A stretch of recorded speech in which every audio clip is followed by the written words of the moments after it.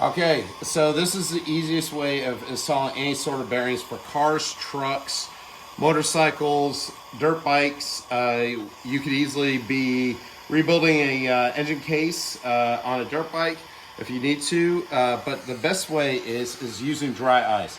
Dry ice is one of the easiest ways of getting it to the bearing to completely just drop in. That's an old trick that my dad taught me, helping him out with cars growing up.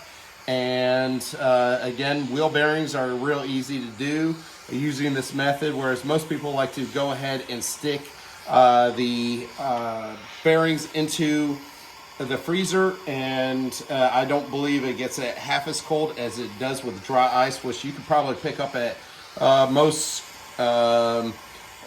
grocery stores, or Dairy Queen. Baskin Robbins supposedly gives out dry ice if you ask them for it. So utilizing this is always use gloves whenever handling dry ice, because this dry ice is negative 40 degrees right now, and it is a really easy way of just dropping these bearings directly right in. You want to get it kind of warmed up. Right now this is looking at 244 right here in the into the cup.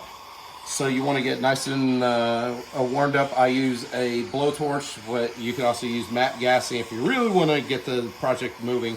But what we're going to do next is utilize a hammer and an old bearing that you pulled out. And most people like to use a slide hammer, but you're actually putting a lot of stress onto the bearing itself by doing that. So this method is going to be quick, easy, and just drop right in. So with this, you're going to pull off your dry ice. Make sure it's sandwiched between two pieces of dry ice. You're going to go ahead and take the bearing itself, and also an old bearing. You're going to just drop it in there like that. Take the old one and just tap it around, make sure it seats properly.